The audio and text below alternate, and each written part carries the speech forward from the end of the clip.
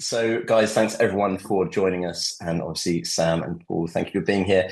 Just to say a few words to kick this off. In fact, show of hands, virtual or otherwise, is this anyone's first time at Born to Be Scaled? Okay, got at least one. Okay, good. Well, for anyone else that's listening, or anyone listening afterwards, my name's Barry Cranford. So I'm one of the founders of the Born to Be Scaled series. It actually started as the FS Tech Coffee Club. 4, 5, 6 months ago, and we've recently rebranded to Born to Be Scaled. So the idea initially of creating something here, I worked with Turntabl for about 5 years. I work in recruitment, and we helped place a number of engineers there. And then worked with Sam on and off over time, helped with various areas of business development and bringing new people into the business. And because we've also set up a number of tech communities around London, especially the London CTOs, Sam and I were constantly talking about how we could create a community around the work that Turntable do, which is especially in the fintech space. And we came up with the FS Tech Coffee Club. We ran a few events on the latest trends and technologies and things that were happening in the financial services and fintech space. And then one of the interesting ones that we did was around fin crime, and we didn't know that much about fin crime. So it was this amazing opportunity to really discover this new world, this new corner of the fintech ecosystem.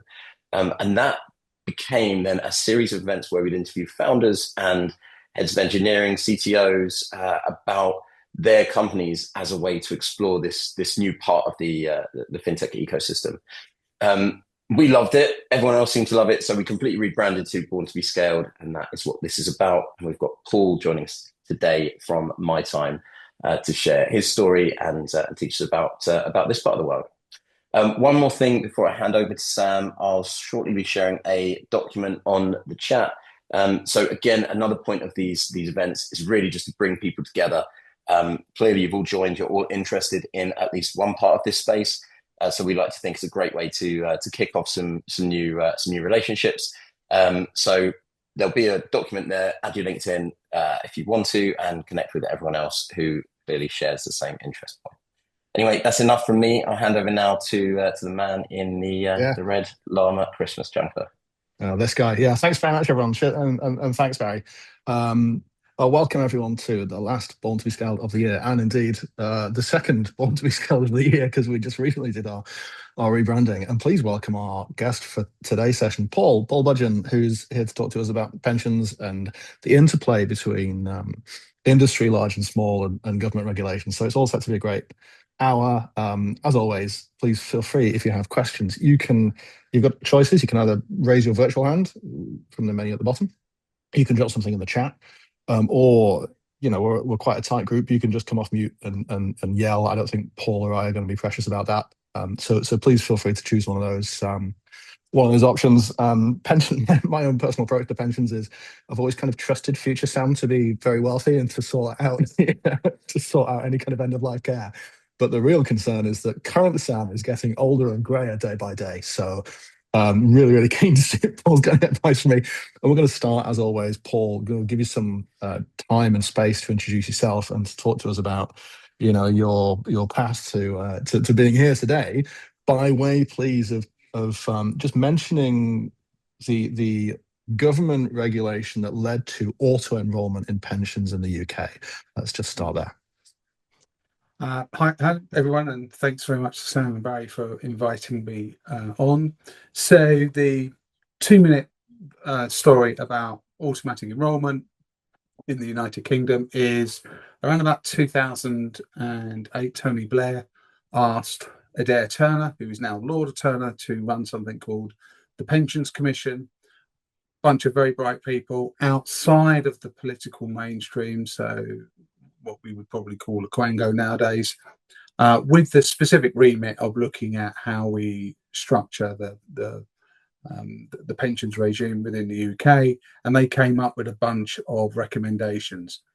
One of those recommendations was automatic enrolment, and to cut a very long story short, the report identified that about 1/3 of the working population joined really good pension schemes. and 2/3 didn't. And this was a huge problem because they tend to be lower paid, and they were going to fall back on the state. So the answer was to get them all to join a pension scheme. Now, we have the law of contract in the United Kingdom, so it required statutory legislation to say you're in a pension scheme. If you're a worker and employed by a UK company, you are in a pension scheme unless you do something to opt out. So it was a kind of a nice fit of overcoming nobody's signed a bit of paper, but also for those who don't like to be forced in to do things, they had the opportunity to opt out. So you put a load of people in pension schemes. You started off with a contribution regime that was very small, and then over time, every employer had to do it. And then once everybody was in, contributions were then raised to the current 8% that we see at the moment. And we have another pensions commission having a look at version 2.0. That's my 2-minute version of it. And then what? So from the outsider, when government gets stuck into an area of industry like this, the lever they tend to pull is that of regulation, and you might look at that change as being an opportunity for someone to go in and build a system that checks regulatory compliance. You found that it was more about payroll data and speaking with compliance people in businesses rather than the pensions people. What was the change there? How did you spot that? It's a good question, and it was a very difficult road. So I'm 30 years in the pensions industry. I would call myself an apprentice boy. I started at 18. I have always sold pension schemes, whether workplace or individual stuff. Everybody was looking at automatic enrolment, and we'd never had this before in the UK. This had never happened before. So we're all trying to figure out what it is we're trying to do. Now, if you just do what you've always ever done, you would go to financial advisors and you would say, can you select a pension scheme for me, put one in place for me, and put my members into it? And that's what we had done for the best part of 80 years. So that's what everyone knew. When I joined Nest back in the day, about 10 years ago, there were 2,000 members in the scheme. It was tiny, and I was asked to go and see financial advisors on the high street and tell them how great the charging was, tell them how great the investments were, and tell them how great the administration was, and could they see to it that they would put their employer clients into the scheme. And I remember saying to the distribution director at the time, I said, how's it going? And he said, well, it's not very good. And I said, no, I know why. The charges are hideous. They're very expensive. The fund has got no track record because it's only just opened, and nobody trusts government to run above, let alone a new tech system. And that got me thinking. So I spoke to the guy who was running the strategy at Nest, and he gave me 2 bits of advice that has stayed with me ever since. And that was, understand the problem that you're solving and identify where the market failure is. Now, I don't know if you just done an MBA or if it was a course he'd just been on or anything like that, but it did get me thinking. And what I realized is automatic enrollment, despite its name and everything I've just said, is not a pensions problem. It was nothing to do about the pension scheme. It was everything to do with compliance with the law. The first time ever, the law of the land had changed and said, you've got to, Mr. and Mrs. Employer, you have got to set a scheme up. You've got to put people into it. If you don't do that, we're going to fine you 300 quid. And that was it. Okay, fine. So we need to be open for anyone who wants to use us. And we quickly identified a genuine, unique selling point. So everyone talks about their UPS being their customer centric, or they take service seriously, or something cheesy like that. And it's never really unique because everybody says that. But Nest did have a unique sales a unique USP, and that was it had a public service obligation. It couldn't turn anyone down. A bit like the BBC, a bit like the NHS, that kind of thing. So we were thinking, well, okay, you've got lots of employers. A lot of them are unprofitable for the commercial market. We just need to go out and tell people that we're open. We've built the plug. You can just put your plug into it, and we can run. The problem is the plugs we were asking people to put them into were all the data, all the processes were in payroll, and payroll were struggling to get to terms with real-time processing, which was the big thing in their world at the time. But we identified that what we needed to do was go to the payroll software providers, go to the payroll professionals, the accountants, and we need to say to them, can you build the API links into Nest to make it super easy? And crikey, it was like pulling teeth at first. But suddenly, so the largest employers did it first. They all had their own kit. As soon as the SMEs started coming in, all the customers started saying to the big payroll software providers, where's your automatic enrollment module? And so all these customers were asking for it. If you were going to link into anyone, link into Nest, because we had the public service obligation. And we got the first 2 or 3 early adopters to change their kit. And then suddenly it became an avalanche. And where I started, 2,000 members in 5 years, out of a population of about 8 million in the UK, Nest had picked up 7 million of those members. It was a kind of runaway success. It had a huge amount of market share. But just kind of in between that story, it was about this time at Christmas, I met up with a lot of old pals in the big insurance companies, and they were talking about automatic enrollment, and they had 50 installation managers or 40 onboarding managers. And how many did I have? And I said, well, I've got 4. And they were like, oh, you don't know what you're doing. And I said, well, I'm betting on payroll. Payroll's terrible. It won't work. Blah, blah. And they, laughed at me over a pint. You don't know what you're doing. 2 years later, when we wiped the floor with them, some of the directors of those companies were back into Nest to ask us how we did it. So it was really uncomfortable at that time. You have to think differently, because for 80 years we thought one thing, but when it did pay off, it paid off in absolute spades, and then folks started coming to us to see how we did it. The scaling factors obviously a kind of key metric and part of the success story, and I think is kind of music to any startup founder's ears. If you have a government regulation that's directing organizations to use a service that's like yours, that's kind of the keys to the kingdom, right? But what I'm really interested in is you mentioned twice this public service obligation, and how some might think that's a hindrance, right? But you managed to turn it into part of your success. Just go back a little bit and give us some context as to what Nest is and why it has a public service obligation.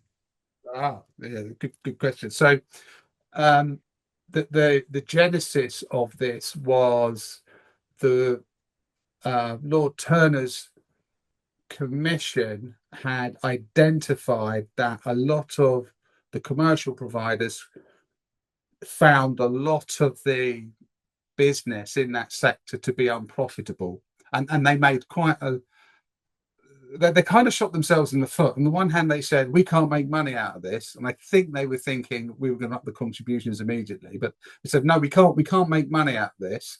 And so the government said, well, if the law of the land has changed and an employer has to use them and the commercial market won't help them, then we'll set something up called Nest.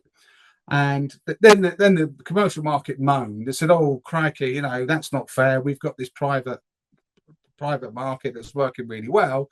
And Nest said, well, okay, what we'll do is we'll put some restrictions on it, so it can't go outside its remit, but we will fund it via a loan. And it's quite an interesting little thing here within government, in that the charges are quite expensive relative to what you can get in the market, but it's used to fund the loan that government provided Nest in order to set the scheme up. So I think it's been in operation now, what, about 13 years. It's just about broken even. I think the debt's about £1 billion, but that £1 billion is an asset on UK PLC, or sorry, UK government, and Nest is now starting to repay that loan.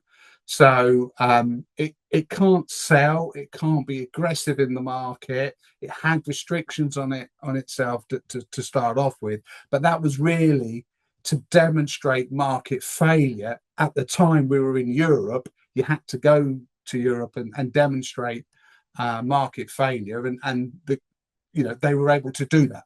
So yeah, it was quite a rocky journey. Kind of the Nest, kind of the implementation of the new regulation, Yeah. and an example of the government creating a market for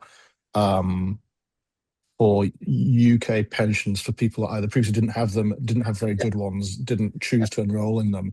And the existing market, the incumbents, saw the previous pensions world, decided that there wasn't enough enough money in it. So if you talk to an actuary, they'll talk about the profitability within a workplace pension scheme is determined by how much turnover you get in it. UK PLC is around about 20%. So like 20% leave, 20% or 21% join, and a business slowly grows. When that happens, commercial market can provide a pension scheme. The problem with very small stuff or very unprofitable business is the turnover is a lot higher. And I think the highest turnover we got at Nest was something like 130%. People were staying for 6 weeks. The big franchise fast foods outlets. They were going through staff like socks. So there was no commercial provider, there was no commercial model that was ever going to make money on that, but they were obliged to offer something. So on the one hand, some of the more intelligent people within the commercial sector said, be careful what you blinking well wish for, because we would make no money over there and it would destroy shareholder value. Let Nest do that, crikey, let them get on with that, and then we'll do the ones, the 200 lives city lawyers all on £1 gajillion each. They're the ones that we want to do business with, and we'll make money there. So there was an argument about letting Nest get on with very unprofitable business lines because it was funded by a government loan. Oh, all right. So then draw out, because they were unprofitable business lines funded by a government loan. Like, how do you make money? How do you turn that kind of regulatory? Like, a lot of people from the outside world look into regulatory, like heavily regulated industries, and think thanks but no thanks. Like, the costs are going to be too high. So how do you make money there?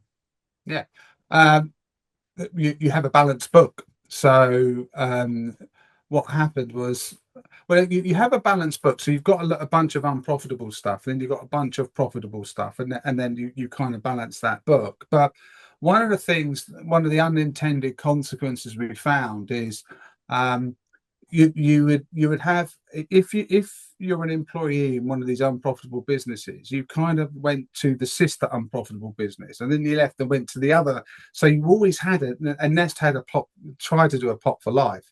So the people were churning around this ecosystem that always had a Nest account. And because Nest got scale, it was able to cope with that a lot better than if you're a commercial provider and you only had one employee in one sector. Nest was very sector specific, with not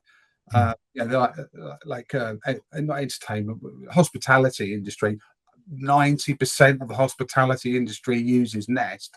Therefore, the employers were putting people into the same pot they had. So the unit costs were relatively low.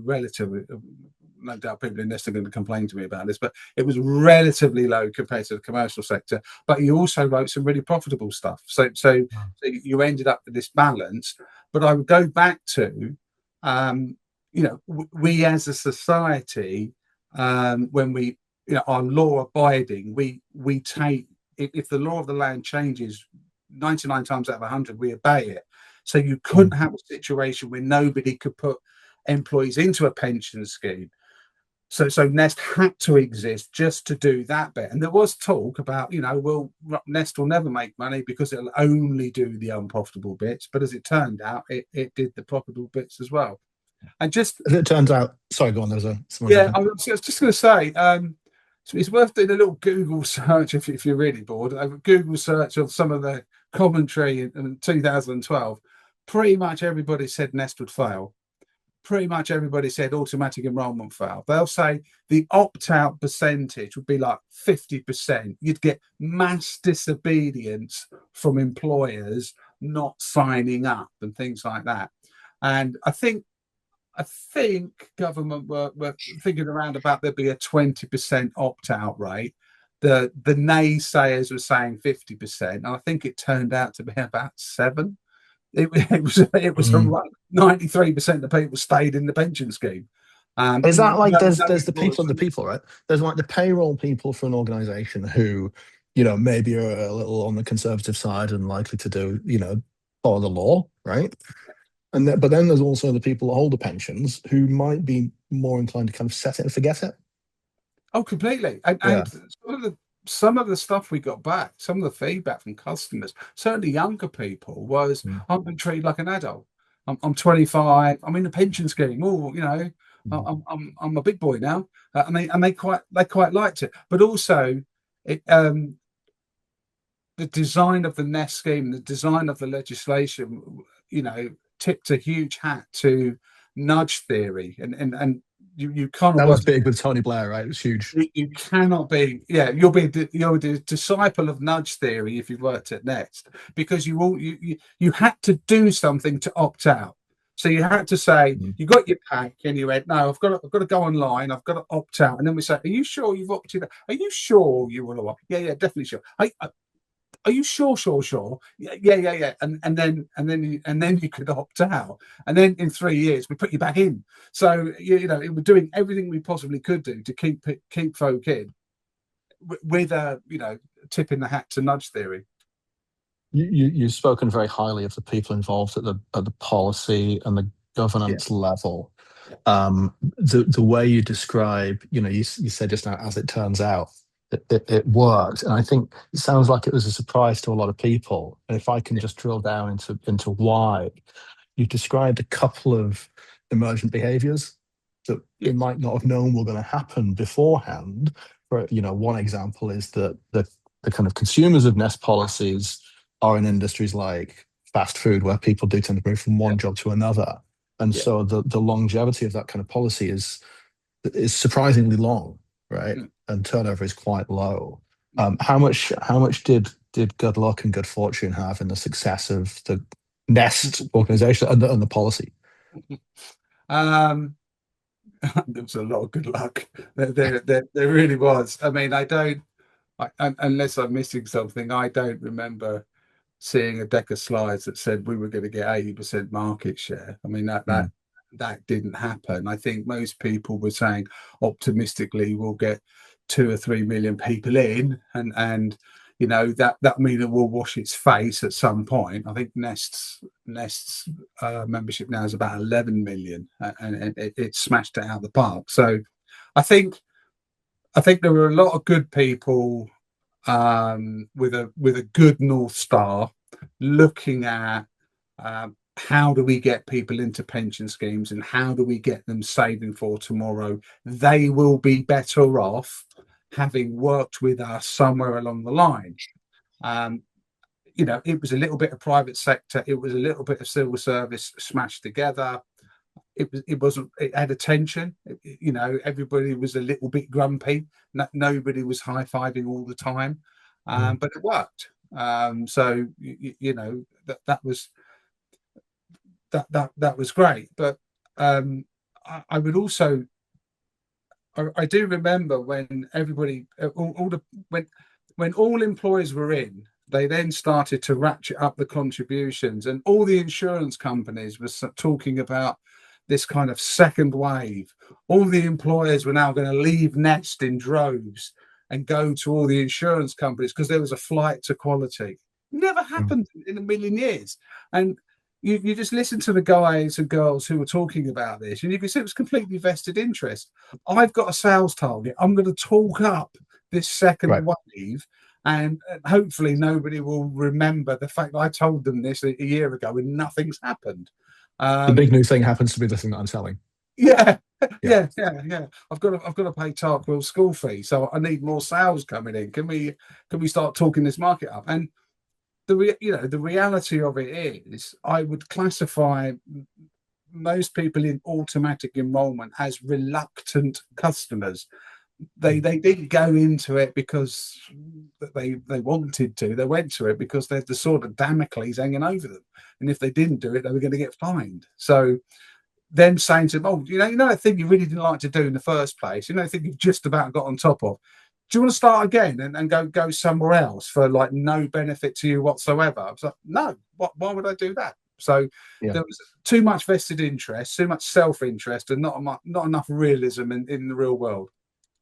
So talk us through that. Talk us through the next stage and Smart Pensions and your approach to mergers and acquisitions. Well, so as my career, I just follow automatic enrollment. So I did 5 years at Nest, absolutely loved it, but staging, which is getting all the employers on boarded, was over, and my job really was to get as many employers on and to get as many members in, and I knew it was over. Now I took a step back, and at the time there were about 80 pension scheme providers in that market. Now you pay an administrator, I don't know, 25,000 30,000 pounds a year. There's a charge cap. There's only so much you can take out of the contract. I was looking at it, and no matter which way I looked at it, there was massive overcapacity. There was no way the market could support 80 providers. And this got me thinking. Nest couldn't do any M&A. It wasn't allowed to, so it just had to sit there. Smart was the new, bright, shiny fintech that had entered into the automatic enrollment probably a year, a little bit late. It would have been much bigger had it done it in a year earlier. I mean, it's not criticism; it was just a fact. But they had huge growth targets and potential, and there was a lot of chat about another piece of regulation coming in, talking about we now need to authorize all these pension schemes. So at the time, like you and I could have set a pension scheme, workplace pension scheme, with a bit of paper and a stamp, and we'd have set one up, and it was insane. That's why you had 80, and some of them were absolutely awful. A lot of them were brilliant, but there were some that were awful. So the regulator said, right, we've had enough of this. We're going to do this properly. We want to see business continuity plans. We want to see disaster recovery plans. We want to see projections, business plans, and also we want £1 million in cash in the bank as regulatory capital. Now, as soon as they said that, I knew you would see that 80 go down to 15. I think it's about now 30 at the time. I spoke to the CEO of Smart, and I said, look, I think this is going to be a big thing. He said, well, come over, head that up for us, see where you go with it. And I did. So I came over, the regulation came in, and then there was a kind of race to get regulated. And all the ones that weren't getting regulated, I went around banging on the door saying, if you don't fancy it, we're a really good place. We can take your customers, we can take your assets, we can pay you a bit of money, not a lot of money, and we can absorb you into our scheme. And Smart did more M&A than anyone else in the market at the time. Smart as the young upstart in a world of very old, very conservative pension funds with huge City of London businesses. And it was really strange. I distinctly remember being at the management meeting where I'd done the strategy, and I said, like, the biggest problem we've got, the biggest risk, is all these large insurance companies have been around for 200 years and things like that. They've got massive pockets, very deep pockets. They will outgun us. So if we pay £1 a person, just say, for example, they could pay £10 a person, and when you've got 40,000, that's a lot. That's a huge difference. And they went, yeah, you're right. We can have a word with the people that are funding us, but to be honest, it is what it is. You're just going to have to, smile nicely, tell them how great we are, and hopefully hope for the best. So we did. And there were some very large schemes in the portfolio we brought over, but I didn't come across one insurance company, not one bidded for it. And I was really, I mean, I didn't cry about it at the time, because I didn't want to alert them to the problem that they, or the opportunity they were missing. But I spoke to an actuarial friend who was in consulting, and he said, he said, look, automatic enrollment, they've totally missed. You've got it at Nest. M&A, they've missed it as well. They've never done M&A before, ever. Maybe at big corporate level, but they've never done M&A through regulatory change. These government process and risk managers and the bureaucracy, it just takes too long to respond. He said, fill your boots, because by the time they get round to doing it, you would have bagged all the bargains. And he was absolutely right. So I was kind of surprised, disappointed, yet kind of happy, because I'm a shareholder in Smart Pension, and we were doing all the M&A bit. It's kind of surprising. I remember, so Paul and I did a prep call last week, and one of the things that struck me the most is that this is like a dissertation topic for an MBA, right? I mean, it's like it's an old market with new elements that have been caused by a huge regulatory shift, quite conservative, lots of new money floating around, kind of free for the taking, really. If you forgive me a little bit, Paul, not to imply that you haven't worked very hard, but right, yeah. Right. And these incumbents have just been paralyzed by almost like not noticing that there was a new market there. What was that paralysis about? Why did they not? I'm trying to rack my brain. Who was I talking to at the time over there? I think they were too busy pricing for stuff they'd always done. So there's an employer back on the market. It was in the market 5 years ago. They're back on the market now. Let's all fight this one out. And that's what they knew. That's what they absolutely knew. As soon as this new thing they just didn't know what to do. And the governance is a good thing, but you can get over governance as well as under governance. And the over governance meant that they just weren't agile enough in their thinking and their processes to take advantage of it. I know I've often said it's an MBA course on its own about what not to do. Yeah. So and from the perspective of one of these smaller incumbents, one of these plans that have been set up in a hitherto fairly unregulated market, let's give it a go. Let's start a pension fund. How hard can it be? What is it that made Smart Pension an attractive acquirer? Like, why sell to you folks? Oh, you see, the first year, the energy and the enthusiasm and the can-do and the fintech vibe was amazing. Nothing I'd ever experienced before.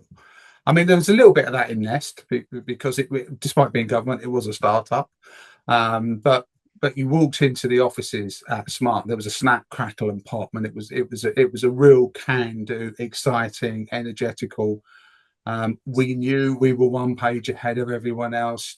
Andrew, the CEO, he recruited folk from the pensions industry to give us bench strength, and so I ended up working with people who I'd previously been rivals with at Nest or had gone loggerheads of trustees, but we're all on the same side now, so we're pals.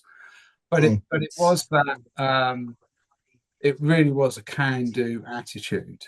It was small.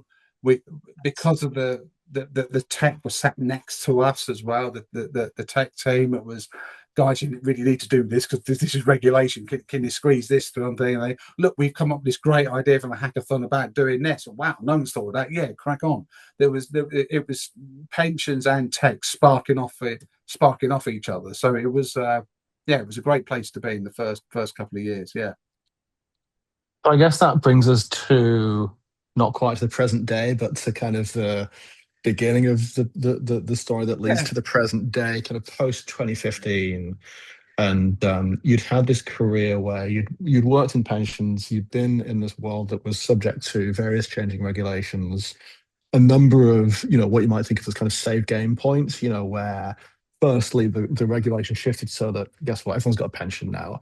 And then industry shifted to make more contributions into people's pensions because it was, it was like a hiring strategy, presumably like here's nothing it will do for you. And then once you've got to that kind of economic situation, well, what else changes, right? People are cashing out early, people are not using their pensions appropriately, people are waiting too long, and that led to my time. So tell us a little bit about that.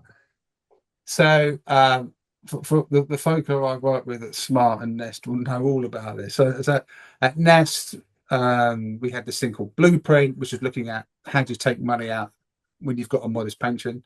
At Smart, we built something called the Four Pots model, but they're all in occupational pension schemes. So I was taking all that energy, enthusiasm, and research, and then doing it for myself. But to kind of put it into context, this all started in 2015 when the then Chancellor of the Exchequer, George Osborne, stood up and said, if you've got a pensions pot, you now have the freedom to do what you like with it. You don't have to buy an annuity. You don't have to do buy a sustainable income in retirement. You can cash it all out.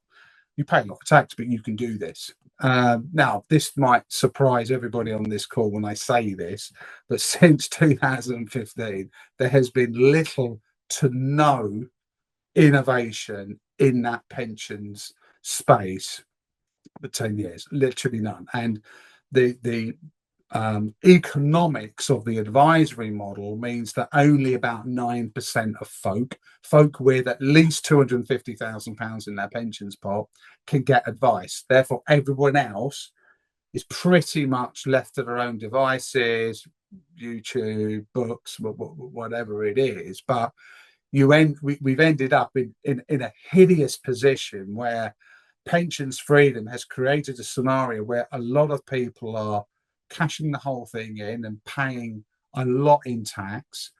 They're putting it in cash, so it's not invested. Inflation eats away at it, certainly the last few years.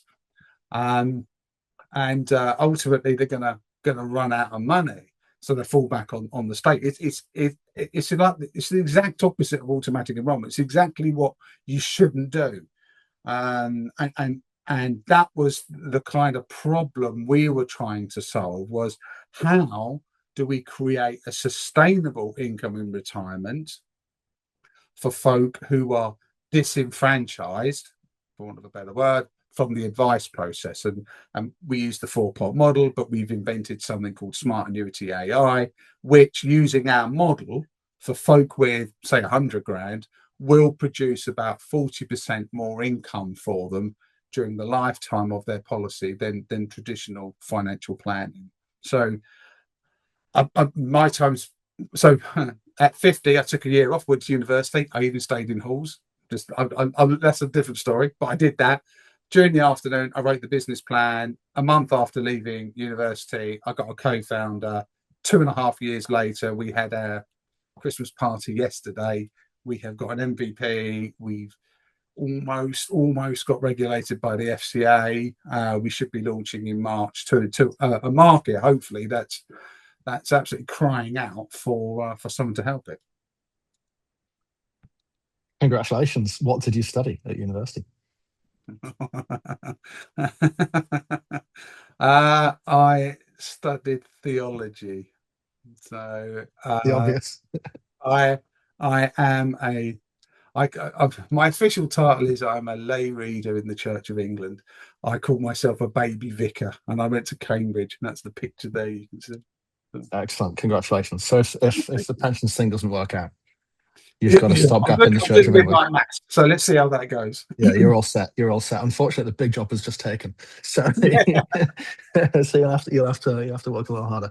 Well, good work. To get back to pensions, I guess that there's this like understanding that post Osborne, post 2015, something must be done, right? And usually, something must be done is because something's going to break. Yeah. What is it that breaks if there's no shift in the industry?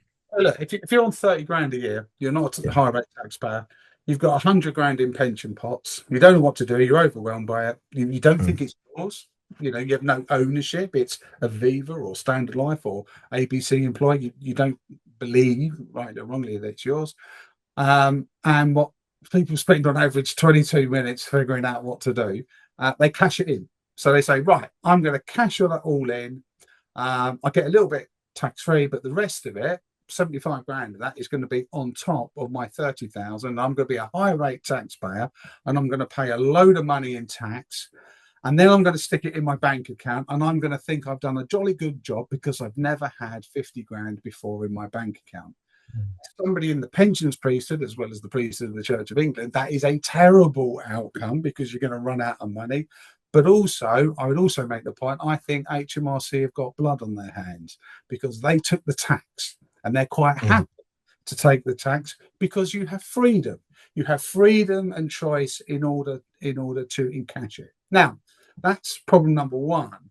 Problem number two, I think, is even worse, and that is where folk do invest that 100 grand, but the rule of thumb is you take 4% out over the year and blah blah blah.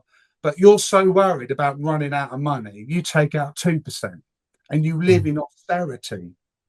And then when you die, you give the kids back 134 grand, and the kids are going, oh, why? What? You could have put the heating on instead of saving that money for us. So you've got you've got people with a kamikaze attitude that are going to crash and burn, and you've got kind of the miser Scrooge-like thing and not spending the money they got. So the psychology of our solution is we're giving you permission. We're going to tell you how much you can take out a month, but we're going to give you a financial resilient pot, a little cash pot on the side, and a little bit for the kids as well to give you, dignity in death. But the rest of that pot, we're going to take care of you, and we'll buy an annuity for you at age 80 when you should do. And by doing it that way in a controlled environment, we will produce for you 40% more income than if you try and work it out yourself. It was pretty compelling, right? 40% is 40%. I guess that to like drill down into the actual problem, there is a governance gap between the pensions regulator and HMRC, who have hopefully different interests. Although really, like you say, HMRC will blindly take your money without suggesting that there's a better way. Yeah. That might be, a nicer way for you to live into your retirement, a nicer way to, to give your family money. You might have more than you think. And then alternatively to that, it's very possible to get to retirement age without really having any financial education, having made a bob or two, but not a huge amount.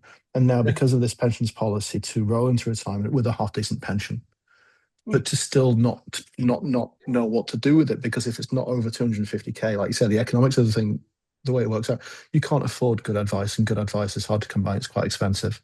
So my time fits in with this four pots that's modeled on hopefully human, like well-directed human behavior. So yes, well articulated. The financial regulator does accept they call it the advice gap. They absolutely acknowledge it, and they've introduced something called targeted support, which hopefully will come into the market around about April time. Hopefully I get mine out just before then, and that will come out in August. And basically that's a guided way of doing it. So advice is do it for me, then cashing out entirely is kind of do it yourself. Targeted support, and what my time is to kind of do it with me. So our theory is we're going to give you a default setting. You can get out of it if you want to. You can do whatever you like, but we're going to do nothing, and we will give you a sustainable income in retirement. Now, to your point, we used to have quite a horrible phrase back in the day where you look after people from 18 or 21 all the way through their working career. You've got trustees, professional advisors, all in the workplace pension schemes. You get to 65, and then we throw you in the shark pool. You go, there you go, look after yourself. And you've got good luck experience of doing that. You don't know who to trust. You want to buy crypto instead of a tracker fund, and all sorts of weird and wonderful things. But I think that is a very genuine challenge. You do a great job in accumulation. You now need to do a great job in deaccumulation. Now, interestingly, at the same time as targeted support, the government absolutely acknowledge that this is a problem in workplace schemes. So the Pensions Act 2025 has introduced trustees now have to give a default income in retirement. You can no longer just say, well, I gave you the options, you cashed out. Well, good luck to you. They can't do that anymore. And so hopefully our model for my time not only works for individuals, but we can also adapt it and kind of pivot into the workplace pension schemes market and talk to employers and trustees about how we can do it in an FCA environment. Yeah, that's. I didn't know that last piece about the shift, the kind of constant. Some might call it an encroachment of regulation, but I'm from the UK. I'm very happy with our regulatory environment, right? as regular listeners know, I did just move here from the States, and I actually quite like being under the thumb a little bit. It's actually very comfortable and quite warm. This encroachment of, if you have lived your life working for a big company or a factory, or you've had that side of your your financial affairs taken care of because your company has a payroll office or an accountant's office or financial control. Yeah. And so fine, unless you go digging, it's likely that your income is right, that you're paying the right amount of tax to pay as you earn, and that nowadays your pension's being taken care of. But the second half of that was, off you go, good luck, and it to my mind completely appropriate that something's happening, I guess. So I do want to talk about that, but we've still got about 10 minutes left, so I'll hog that one in for a second. I want to talk about this 40% higher income over your lifetime. Now, retirement is getting longer and longer, right? But 40% is a huge number. Where does it come from? Because the other products are terrible in their design. Wow.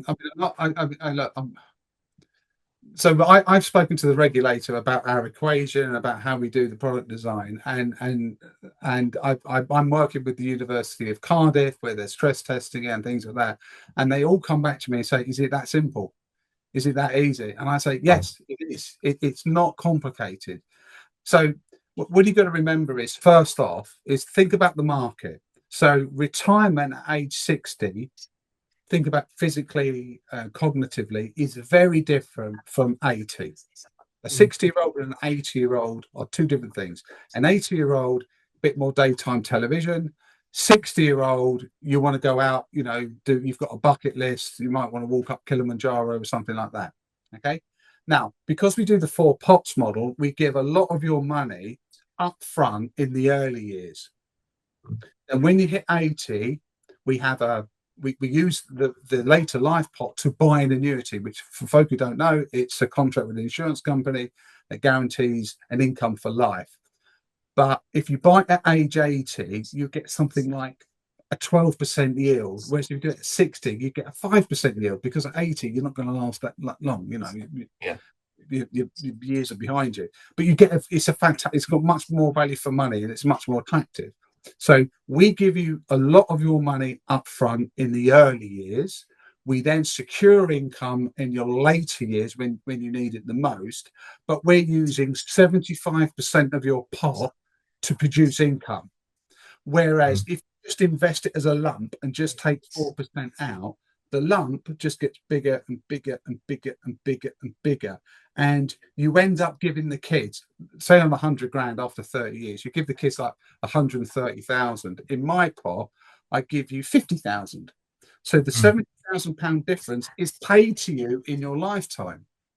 Now, when you're on a modest pot, only 100 grand, you've got £1 million, you've got 100 grand, having that 70 grand when you are alive is the difference between putting the heating on and not putting the heating on. And go onto Age Concern's website and see how many thousands of people in the UK now die of cold. It's thousands. It's thousands. Maybe about 9 and 10,000. Okay, so there's a massive need for people to make the most of their money, and by putting in this design, having a watchful eye using our algorithm, Smart Annuity AI, we're super confident about 97% likelihood of achieving all of that, over your lifetime. The slight exception is like if we have a 2008 market crash, then then we might have to move some of the money around. But we've always got the basic state pension in the background. So yeah, it's just good design. It's conservative rationale, conservative assumptions, but it's also really good nudge theory communications. Get rid of the jargon. This is your money. This is how much you've got. I'm going to tell you how much you can get every month, and you've got a little bit of cash in case anything goes wrong, and you've got something for dignity in death.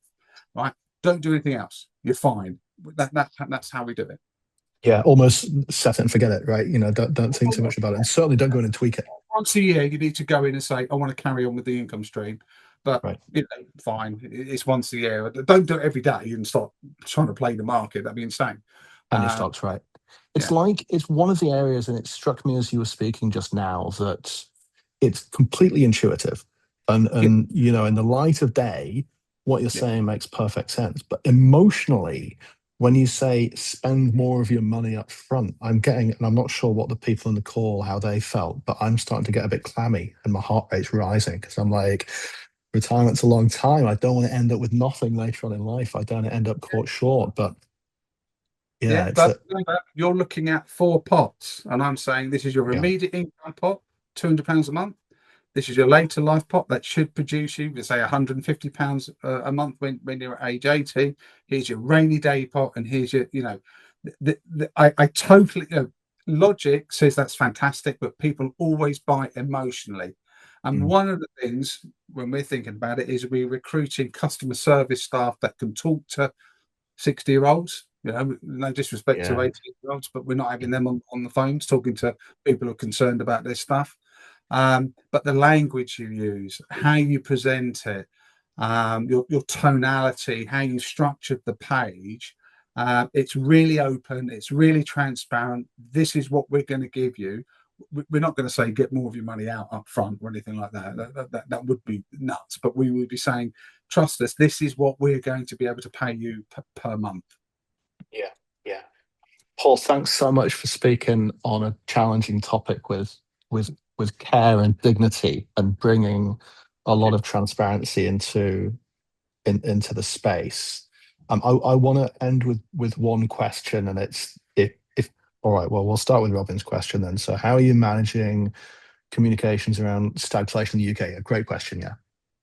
Yeah. No, it is. So, all roads for us and back to the algorithm. So the market. So we take responsibility for the investment of those funds. We've got 10% in cash. We've got 15% in diversified growth fund. We've got a bond fund, and then we've got a fund with high equity yield content within it. We look at it as a whole, and so all these things are moving at the same time.